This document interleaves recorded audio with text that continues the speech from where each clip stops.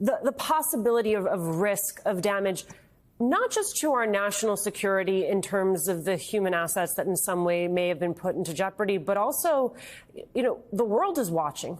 They are watching as this all plays out. And so there's the question of America's role, the perception of America on the world stage, and how ultimately you recover from that.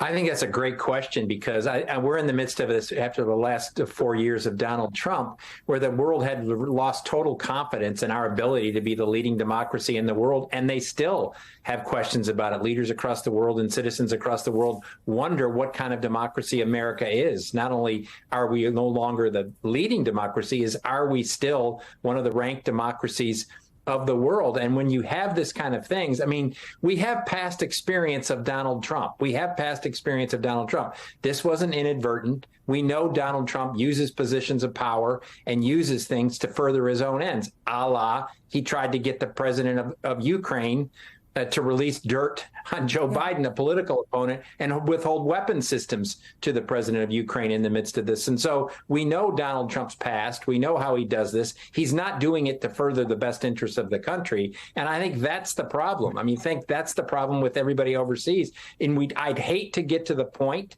where the other countries start looking at us like a third world autocracy, that we don't have our house in order, that we're fundamentally a broken democracy. And we have these former leaders or current leaders, when he existed as president of the United States, who basically use all levels of power to either stay in power or to feather his own nest in this. And so that's the problem. And I know, in just looking at opinion polls, there is serious questions around the world about America and its position in the international community as a democracy. Yeah, Clint, the New York Times reports the CIA issued a top secret memo last year about more informants getting killed worldwide. We cannot, of course, say that the uptick is linked to Trump's mishandling of classified info, but I do think we read that headline in light of what we are learning, and it helps put sort of the danger, what is on the line, in a bright light. Yeah, there's just several scenarios. Let's just think about the actual assets, the human intelligence collectors that are out there. We saw the markings on the documents, in the affidavit, HCS. That's human intelligence. Imagine that information was known or had been, distributed even further. This was in an unclassified location with no supervision. We don't know who's seen those documents. And imagine those sources and methods are killed or captured somewhere around the world. I think separately, think of other scenarios where this would hit. Billions of dollars of taxpayer money are spent every year on the intelligence services to build signals intelligence and technical capabilities.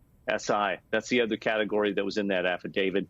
Those things, if they're discovered, foreign governments, terrorists, they just turn off their communication methods because they know now how they might be intercepted. I think the other big one is you're a foreign country, you know something bad is going to happen to the United States, but you just can't trust that they're going to hold that information, keep it secret, maybe, in the future harm your sources and methods so they don't share it all.